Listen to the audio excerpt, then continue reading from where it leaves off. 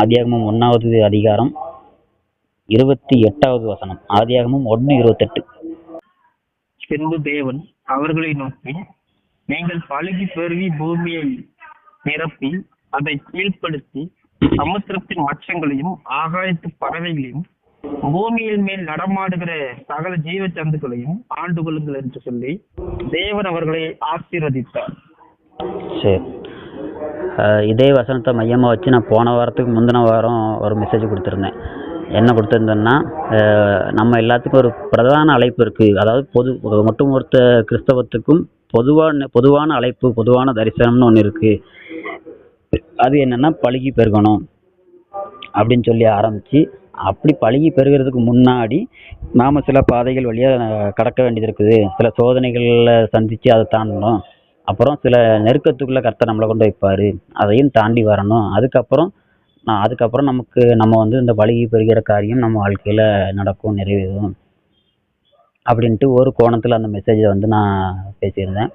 இன்றைக்கி அதனுடைய தொடர்ச்சியாக இன்னொரு கோணத்தில் இதே வார்த்தையை கொண்டு இன்றைக்கி நம்ம கர்த்தருடைய வார்த்தையை பார்க்க போகிறோம். பின்பு தேவன் அவர்களை நோக்கி, நீங்கள் பலுகி பெருகி பூமியை நிரப்பி. இந்த வசனம்தான் இப்போ பூமி படைக்கப்பட்டு கிட்டத்தட்ட 6000 ஆண்டுகளை தாண்டி போயிட்டு இருக்குது. இந்த வசனத்தை பேஸாக வச்சு தான் இந்த 6000 வருஷமும் இயங்கிக்கிட்டு இருக்குது அப்படிங்கிறத இந்த வசனத்தை நம்ம தியானித்தோம் அப்படின்னா நாம் விளங்கிக்கிடலாம். கர்த்தர் ஏதேன் தோட்டத்தில் மனுஷனை படைக்கிறாரு. மனுஷனை படைச்சி வச்சு முதல்ல கர்த்தர் அவங்கக்கிட்ட சொல்கிற காரியம் மனுஷங்களை பார்த்து கர்த்தர் சொல்கிற விஷயம், நீங்கள் பலுகி பெருகுங்க, நீங்கள் பூமியை கீழ்ப்படுத்துங்க, பூமியை 3 விஷயம் சொல்கிறார். பலுகி பெருகுங்க, பூமியை கீழ்ப்படுத்துங்க, பூமியை ஆண்டு கொள்ளுங்க அப்படிங்கிற 3 விஷயத்துக்கு சொல்கிறார். முதல்ல எதுக்கு கர்த்தர் மனுஷனை படைச்சாரு, எதுக்கு மனிதன் பலுகி பெருகணும்னு சொல்லி தேவன் இங்கே பேசுகிறாரு அப்படின்னா எல்லாருக்கும் தெரிந்த காரியம்தான்.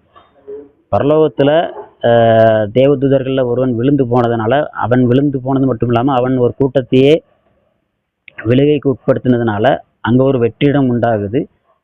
திரும்ப அந்த இடத்துல அந்த இடத்த நிரப்பும்படிக்கு தேவன் மறுபடியும் அதில் ஆட்களை கொண்டு வரணும், அதை நிரப்பணுங்கிறதுக்காக கர்த்தர் பூமியில் மனுஷனை உண்டாக்குறார். மனுஷனை உண்டாக்கி அவனை பலுகி பெருக பண்ணி அவனை ஒரு பெருங்கூட்டமாக உண்டு பண்ணி அவனை கொண்டு அந்த ஜனக்கூட்டத்தை கொண்டு பிசாசு இருந்த இடத்துல அவன் விழுந்து போன பிசாசுக்கு பதிலாக அதே இடத்துல கொண்டு மனிதர்களை கொண்டு வைக்கணும் அப்படின்னு சொல்லி கர்த்தர் விரும்புகிறாரு.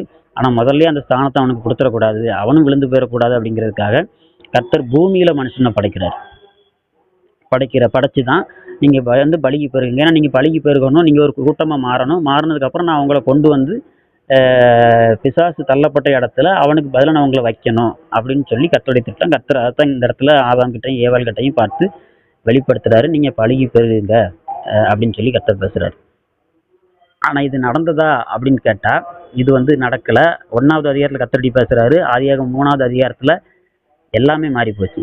ஏன்னா மனுஷன் பாவத்துக்கு உட்பட்டது நிமித்தமாக, பாவத்துக்கு இடம் கொடுத்ததுனால எல்லா செட்டப்பும், தேவன் உண்டு பண்ண எல்லா செட்டப்பும் நியமங்களும் அப்படியே மாறி போகுது.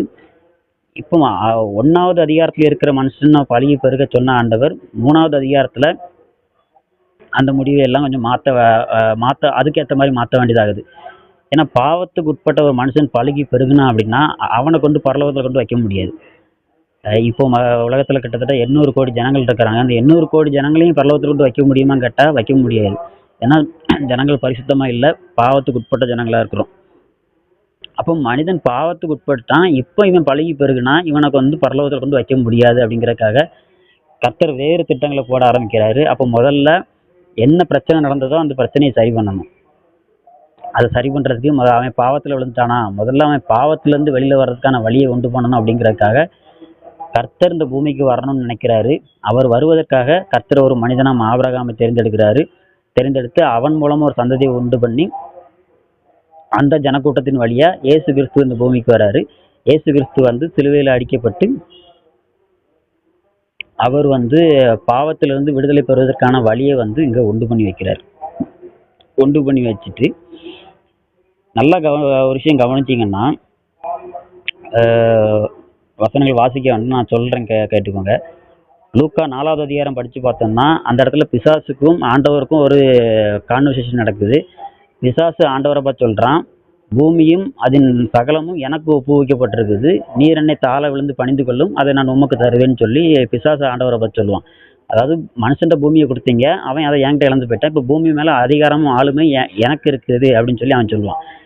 இதே இது மத்தேயு 28வது அதிகாரம் 18வது வசனம் படிச்சோம்னா, அதாவது சிலுவைக்கு அப்புறமா இயேசு சிலுவையில் மரித்து ஜெயிச்சதுக்கு அப்புறமா இயேசு கிறிஸ்து சொல்ற வார்த்தை சீஷர்களை பார்த்து சொல்லுவாரு, சகல அதிகாரமும் எனக்கு கொடுக்கப்பட்டிருக்கு, வானத்திலும் பூமியிலும் சகல அதிகாரமும் எனக்கு கொடுக்கப்பட்டிருக்குது அப்படின்னு சொல்லிட்டு சீஷர்களை அவர் அனுப்பி விடுவார். நீங்க போய் உலகம் எங்க போய் சுவிசேஷம் சொல்லுங்க அப்படின்னு சொல்லிட்டு.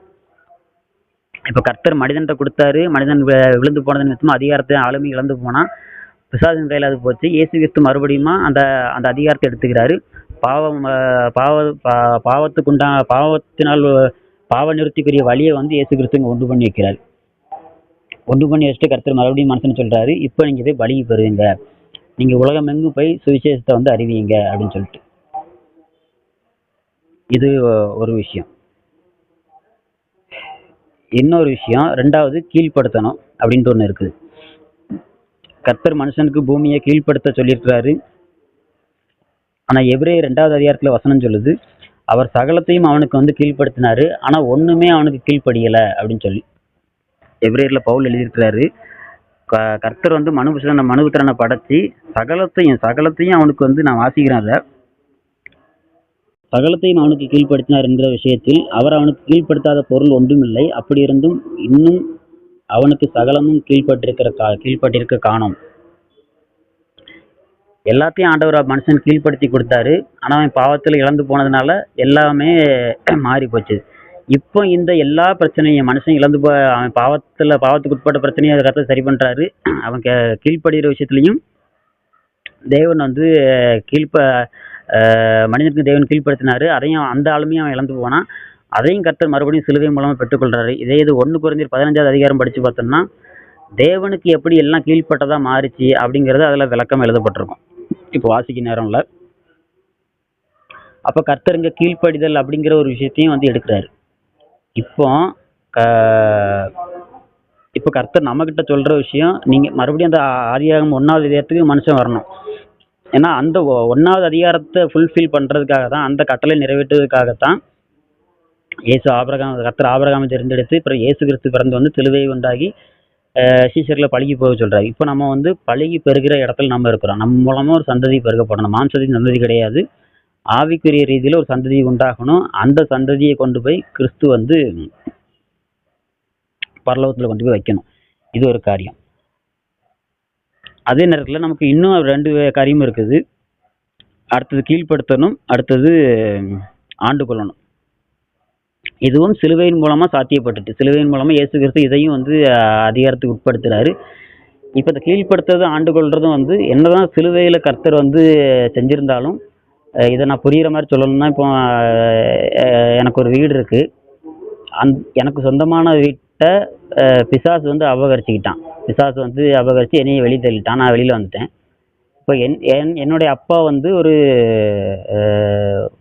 போலீஸ் அதிகாரின்னு வச்சுக்கோங்க, போலீஸ்ல உயர் அதிகாரியா இருக்கிறவர். அவர் கீழே பல ஆயிரக்கணக்கான போலீஸ்காரர்கள் வந்து வேலை செய்யறாங்க. அவர் கையில ஆளுமை இருக்கு, அதிகாரம் இருக்குது. அவர் அந்த வீட்டை வந்து வீட்டுடைய அதிகாரத்தை அவர் மீட்டுக்கிட்டாரு. நான் அதிகாரத்தை இழந்துட்டேன், அவன் என்னை ஏமாத்தி வீட்டின் அதிகாரத்தை எடுத்துக்கிட்டான், சாவி எடுத்துக்கிட்டான், என்னைய வெளியே தள்ளிட்டான். இப்போ என்னுடைய அப்பாவாக இருக்கிற போலீஸாக இருக்கிற என்னுடைய அப்பா வந்து அவர் அந்த சகல அதிகாரத்தையும் பெற்றுக்கொண்டுட்டு உலகத்தின் நியாயப்படி நடக்கணும். தகப்பன் எப்போ நான் அதிகாரத்தை பெற்று உன் வீட்டை மீட்டுட்டு எந்த சாவி, நீ போய் அந்த வீட்டை வந்து எடுத்துக்கோ, அந்த வீட்டில் போய் இரு, அந்த வீட்டை வந்து ஆளுகை பண்ணு, அந்த வீட்டை வந்து கீழ்ப்படுத்து. இப்போ சிலுவைக்கு அப்புறம் கர்த்தர் இதை பண்ணியிருக்கணும். சிலுவைக்கு அப்புறமா மறுபடியும் அதிகாரத்தை கர்த்தர் மனிதன் கையில் கொடுத்து, நீ வந்து கீழ்ப்படுத்து, நீ வந்து ஆளுகை பண்ணு அப்படின்ட்டு மறுபடியும் ஆதியாகமம் 1வது அதிகாரத்துக்கு வந்திருக்கணும். இனிமேல் நீ வந்து பழகி பெருகிறதுக்கு தடை கிடையாது, பாவம் தடை கிடையாது, பாவத்துக்கு நான் மன்னிப்பு கொண்டு பண்ணிட்டேன், இனிமேல் நீ பழகி பெருகலாம். அதே போல் நீ பழகியும் பெருகிட்டு கீழ்ப்படுத்தவும் செய்யி, ஆண்டு கொள்ளவும் செய்கின்ற இடத்த கர்த்தர் கொண்டு வந்திருக்கணும். ஆனால் செய்யலை.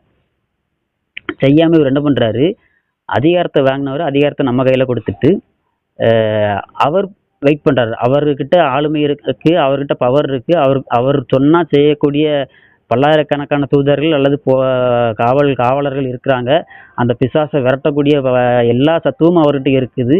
ஆனால் அவர் எதையுமே செய்யாமல் அதிகாரத்தை நம்மக்கிட்ட கொடுக்குறாரு. இப்போ நான் கடந்த நாட்கள் என்னுடைய மெசேஜில் ஒரு நாள் ஒரு மெசேஜ் கொடுத்துருந்தேன், ஆனந்தத்தில் கொடுத்தேன்னு நினைக்கிறேன். கர்த்தர் நம்மக்கிட்ட அதிகாரத்தை கொடுக்குறாரு, நம்மக்கிட்ட ஆளுமையை கொடுக்குறாரு அப்படின்னு சொல்லிட்டு. அப்போ எதுக்கு இவர் செய்யாமல் நம்மக்கிட்ட கொடுக்குறாரு? இப்போ நம்ம என்ன பண்ணணும் அப்படின்னா, நாம் அந்த வீட்டுக்குள்ளே இருக்கிற பிசாசை நாம் துரத்த வேண்டியது அவசியமாக இருக்குது. இப்போ உலகத்தின்படி ஒரு கான்ட்ராக்ட், உலகத்தின்படி ஒருத்தவங்க என் வீட்டில் வாடகைக்கு ஒரு 1 இயர் கான்ட்ராக்டில் இருக்காங்கன்னு வச்சுக்கிடுவோம். கான்ட்ராக்ட் முடிஞ்ச உடனே மனித இயல்பு இந்த மாதிரி கான்ட்ராக்ட் முடிஞ்சிட்டு நான் வந்து இன்னும் வெளியில் போகிறேன், வேறு வீடு பார்க்குறேன், அல்லது கான்ட்ராக்டை புதுப்பிக்கிறேன், இப்படிங்கிறது மனித இயல்பு. ஆனால் இங்கே நம்மக்கிட்ட நமக்கு விரோதமாக வந்து இருக்கிறது பிசாசு, அவன் மனுஷன் கிடையாது. மனிதர்கள் கொஞ்சம் நாகரிகத்தோடு நடந்து கொள்வாங்க. இவன் வந்து அவனுக்கு காலம் முடிஞ்சாலும் அவன் வந்து டீசெண்டாக ஒதுங்கி போகணும், நம்ம வந்து நம்மளுடைய வேலை நமக்கு கொடுக்கப்பட்ட காலம் முடிஞ்சிட்டு நம்ம போயிடணும் அப்படின்ட்டு இருக்கிற ஆள் கிடையாது. அவங்க உலகத்தின் முடிவு வரையும் நம்மளோட கூட போராடுற ஆள். இன்னும் கொஞ்சம் காலம்தான் இருக்குன்னு தெரிஞ்சு அவன் இன்னும் தீவிரமாக செயல்படுற ஆள். அப்போ இப்படிப்பட்டவன் தேவன் அதிகாரத்தை மீட்டாலும் தேவன் ஆளுமையை பெற்றுக்கொண்டாலும் அதை நம்மகிட்ட கொடுத்தாலும் இவன் இந்த பூமியை விட்டு போகிறானா, அந்த பூமியை விட்டுட்டு போகிறானா அப்படின்னு கேட்டால் கிடையாது. இன்னைக்கும் பூமிக்கு ராஜா மாதிரி அவன் வந்து செயல்படுறான். இப்போ நம்ம என்ன செய்ய வேண்டியது இருக்கு? நம்ம கையில் கர்த்தர் இப்போ அதிகாரத்தை கொடுக்குறாரு. நாம இழந்த அதிகாரம் கிறிஸ்து மூலமாக பெற்றுக்கொள்ளப்பட்டு மறுபடியும் நம்முடைய கைக்கே வருது. நாம வந்து பிசாசை துரத்த வேண்டிய ஒரு இடத்துல, பிசாசுக்கு விரோதமா போரிட்டு அவனை வந்து மேற்கொள்ள வேண்டிய இடத்துல, ஏன்னா அவனா போக மாட்டான், நாகரிகங்கிறது போகிற பழக்கம் அவனுக்கு கிடையாது. அப்ப அவனோடு போராட வேண்டிய போராட்டம் நமக்கு இருக்குது. இதைத்தான் பவுல் சொல்றாரு எபேசியர் 6வது அதிகாரத்துல, கடைசியாக சகோதரரே, நீங்கள் மாம்சத்தோடும் ரத்தத்தோடும் அல்ல, துரைத்தனங்களோடும் அதிகாரங்களோடும் இப்பிரபஞ்சத்தின் அந்தகார லோகாதிபதிகளோடும் உங்களுக்கு வந்து போராட்டம் இருக்கு அப்படின்னு சொல்லிட்டு. அப்ப நாம துரத்தி நாம் மறுபடியும் இந்த பூமியை வந்து ஆதியாகமம் 1வது அதிகாரத்தில் சொல்லப்பட்டபடி செய்ய வேண்டியது அவசியமா இருக்கு. மறுபடியும் பூமியை கீழ்ப்படுத்த வேண்டிய பொறுப்பு நமக்கு இருக்குது. மறுபடியும் பூமியை ஆண்டு கொள்ள வேண்டிய கடமை நமக்கு இருக்குது. அது நம்ம கையில தான் கொடுக்கப்பட்டது. நம்ம இழந்திருந்தாலும் மறுபடியும் கிறிஸ்து நமக்கு மறுபடியும் அதை ஆதாயமாய் கொடுத்துருக்காரு. அப்ப இந்த ஒரு பொதுவான காரியம் நமக்குள்ள வரணும். நம்முடைய வேலை, நம்முடைய அழைப்பு பழுகி பெருகணும். பரலோகத்துக்கு போறதுக்கு நாம் மட்டும் இல்லாம நம்ம அநேக ஜனங்களை வந்து கிறிஸ்துவுக்கு வந்து ஆதாயம் பண்ணணும். அதுதான் நம்ம ஊழியம்னு சொல்றோம், ஊழியம் பண்ணணும். அதே மாதிரி மறுபடியும் இந்த கீழ்ப்படுத்துற இடமும் நமக்கு வரணும். அந்த அளவுக்கு நம்ம பிசாசுக்கு விரோதமா தேவனுடைய அதிகாரத்தை நம்ம செயல்படுத்துறவங்களா மாறணும். பூமியை ஆண்டு கொள்ற இடத்துக்கு அன்னைக்கு பூமி அவன் ஆளுகிற இடத்துல இருக்குது, நம்ம ஆளுகிற இடத்துக்கு வரணும். அந்த அளவுக்கு ஒரு அத்தாரிட்டி நம்ம வந்து எடுத்து இதை மிகச்சரியா உதாரணப்படுத்தணும். அப்படின்னா இதுக்கு நமக்கு முன்னாடி வாழ்ந்த ஊழியர்கள், பழைய ஏற்பாட்டு கால ஊழியர்கள், புதிய ஏற்பாட்டில் இயேசு கிறிஸ்து, இவங்கெல்லாம் அந்த அதிகாரத்தை அவ்வளோ அழகாக ஆளுமை பண்ணாங்க. அவர்கள் மூலமா கிறிஸ்துவின் அதிகாரம் வந்து அவ்வளோ அழகா செயல்பட்டது. இந்த மோசை மூலமா செங்கடல் பிளக்கப்பட்டதா இருக்கட்டும், அவர்கள் மூலம் நடந்தப்பட்ட அற்புதங்களா இருக்கட்டும், எலியா மூலம் நடந்த காரியங்களா இருக்கட்டும், இதெல்லாம் தேவனுடைய அதிகாரத்தினால் நடந்த காரியங்கள். அந்த அதிகாரத்தினாலதான் ஒட்டுமொத்த இஸ்ரவேலும் கர்த்தரே தெய்வம்னு சொல்ற அளவுக்கு கர்த்தர் பக்கமா மாறிச்சுது, பாகால விட்டுட்டு. அப்போ அதிகாரங்களை நாம செயல்படுத்தி ஜனங்களை கர்த்தர் பக்கம் திருப்ப வேண்டிய கட்டாயம் நமக்கு வந்து இருக்குது. அதே நேரத்துல இந்த வசனத்தை நம்ம பூமியில இருக்கிற நம்மளால அப்படியே பண்ணிட முடியுமான்னு கேட்டா எனக்கு அது தெரியல. நம்ம பலிக்கு பெருகணுங்கிறத மாட்டுக்கிறது இல்லை. ஆனா கீழ்ப்படுத்துறதும் ஆண்டு கொள்றதும் நாம அதுல அந்த நாட்கள் ஆதியாகம் 1வது அதிகாரத்துல என்ன ஒரு செட்டப் இருந்துச்சோ அது மாதிரி நம்ம பண்ண முடியுமான்னு கேட்டா அது எனக்கு தெரியல. ஏன் தெரியலன்னு சொல்றேன்னா, நமக்கு இப்ப சபை எடுத்துக்கொள்ளப்பட்டதுக்கு அப்புறமா அந்தி கிறிஸ்துவோட ஆட்சி வருது.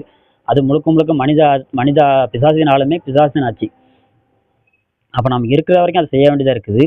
இந்த ஆதியாகம் 1வது அதிகாரத்தை அப்படியே அந்த நாட்கள் எப்படி இருந்துச்சோ அதை அப்படியே மறுபடியும் ரீக்ரியேட் பண்றதுக்கு எப்ப நடக்கும்னா 1000 வருட அரசாட்சியில இயேசு வந்து அதை பண்ணுவார். கிறிஸ்துவின் பணி வந்து சிலுவையோட முடிஞ்சிடல. அவரு நல்லா யோசிச்சு பாருங்க, அவர் ஏன் திரும்ப வரணும் அப்படிங்கிற யோசிச்சு பார்த்தா இந்த வசனம் அங்க நிறைவேற வேண்டியதா இருக்குது.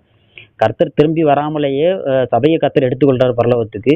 அதுக்கப்புறம் அவர் திரும்பி வந்து என்ன செய்ய ஒன்றும் பெருசா தேவையில்ல. அவர் அங்க இருந்துகிட்டே பூமியில இருக்கிற பிசாசை அழிச்சு போடலாம், புதிய வானம் புதிய பூமி படைக்கலாம், எல்லாம் பண்ணலாம். ஆனா அவர் அதை பண்ணாம மறுபடியும் 2வது வருகைன்னு சொல்லி திரும்பி வராரு, பூமியை கையகப்படுத்துறாரு. 1000 வருடம் பூமியை வந்து கர்த்தர் வந்து ஆள்றாரு. எப்படி ஆள்றாருன்னா, ஆதியாகமம் 1:28 சொல்லப்பட்டபடி கர்த்தர் ஆதாம்கிட்ட பூமியை கொடுத்து நீ நீ இதை கீழ்ப்படுத்து, இதை ஆண்டுகொள் அப்படி சொல்லி என்ன ஒரு பேசிஸில் சொன்னாரோ அதே ஆளுமையை அதே கட்டளையை நிறைவேற்றும்படிக்கு இயேசு கிறிஸ்து 1000 வருடம் இந்த பூமிக்கு வந்து பூமியை கீழ்ப்படுத்துறாரு, பூமியை ஆள போறாரு. இன்னைக்கு மனுஷன் பூமியை ஆண்டுட்டு தான் இருக்கிறான். நான் கிட்ட முடிக்க போறேன். இன்னைக்கு மனுஷன் பூமியை ஆண்டுறான். எப்படி ஆள்றான்னா, இன்னைக்கு வானத்தின் மேல ஆதிக்கம் செலுத்துறான், இயற்கை மேல ஆதிக்கம் செலுத்துறான், மலைகள் மேல ஆதிக்கம் செலுத்துறான், மரங்கள் மேல ஆதிக்கம் செலுத்துறான் மனுஷன், மிருகங்கள் மேல ஆதிக்கம் செலுத்துறான், பறவைகள் மேல ஆதிக்கம் செலுத்துறான். எல்லா இடத்துலையும் மனிதனுடைய ஆளுமை இன்னைக்கு இருக்கிற காலம், இன்னைக்கு நம்ம வாழ்ற 2025ல மனிதனுடைய ஆளுமை இருக்குது. வானத்துல சேட்டலைட்டை நிறுவுறான், மலையை வெட்டி எடுத்துடுறான், மரத்தை அழிச்சிடுறான், பறவைகள் விலங்குகள்லாம் வாழ முடியாத அளவுக்கு கொண்டுடுறான். ஃபேக்ட்ரிஸ் மூலமா அவ்வளவு நச்சு பொருட்கள் வர்ற அளவுக்கு மனுஷன்தான் இன்னைக்கு பூமியில இருந்து பூமியை ஆண்டுகிட்டு இருக்கிறான். ஆனா இந்த ஆளுமை ஆதியாகமம் 1:28 சொல்லப்பட்ட ஆளுமையா அப்படின்னு கேட்டா கிடையாது. இப்ப மனுஷன் ஆள்ற ஆளுமை பூமியை சேதப்படுத்துறதா இருக்கு. பூமியை அந்த அளவுக்கு அவன் பூமியை எவ்வளவு சேதப்படுத்த முடியுமோ கர்த்தர் உண்டாக்குன பூமியை சேதப்படுத்துறான். ஆனா கர்த்தர் ஆதியாகமத்துல ஆதாம் கிட்ட சொன்ன ஆளுமை, ஆதாம் கிட்ட சொன்ன கீழ்ப்படுத்த பூமியை சேதப்படுத்துறதா இருக்காது. அது எப்படி மனிதன் வாழ்றானோ அது மாதிரி எல்லா உயிர்களும் எல்லாரும் வாழ்ற மாதிரி அது ஒரு நல்ல ஒரு ஆளுமை. அந்த ஆளுமையை தான் கிறிஸ்து தர போறாரு. அப்ப கிறிஸ்து வரும்போது தான் அந்த ஆளுமை நிறைவேறும். கிறிஸ்து அதை எப்படி ஆளுவார்னா நம் மூலம் ஆளுகை செய்வார். அதுதான் வசனம் சொல்லுது, அவரோடு கூட பாடுபட்டால் அவரோடு கூட ஆளுமையும் செய்கிறோம் இருப்போம்னு சொல்லிட்டு. அதனால இந்த ஒரு இதுதான் கிறிஸ்துவ. இந்த வசனம் தான் ஒட்டுமொத்த 6000 வருஷத்துடைய பேஸ்மெண்ட் இந்த வசனம் தான். இந்த வசனத்தை நிறைவேற்றும் போது தான் வசனத்தை நிறைவேற்றுவதற்கு முதல்ல பழகி பெருகணும். பழகி பெருகுவதற்கு அவன் மாம்சத்துக்கு உட்பட்டவனும் மாறிட்டான், பாவத்துக்கு உட்பட்டவனும் மாறிட்டான். அப்படி அவன் பழகி பெருகுனா அதில் பிரயோஜனம் கிடையாது.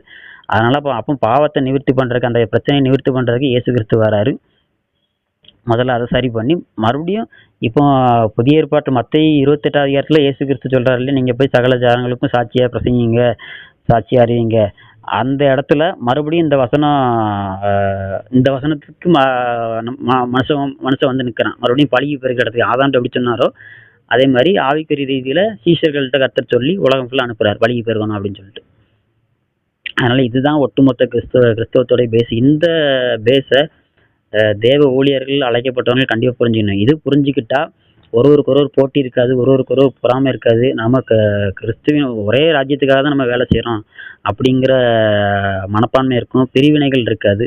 அதனால பழகி பெருகணும், கீழ்ப்படுத்தணும், பூமியை ஆண்டு கொள்ளணும், அதிகாரத்தை பயன்படுத்தணும் அப்படிங்கிறத நம்ம புரிஞ்சுக்கிடணும். இந்த இடத்துக்கு மறுபடியும் பூமியை கொண்டு வரணும், பூமி வரணும் அப்படிங்கிற தரிசனம் நம்ம மேல வைக்கப்பட்டதா இருக்குது. அதுக்கு நம்ம பிசாசை எதிர்த்து போராட வேண்டிய அவசியம் நமக்கு இருக்குது.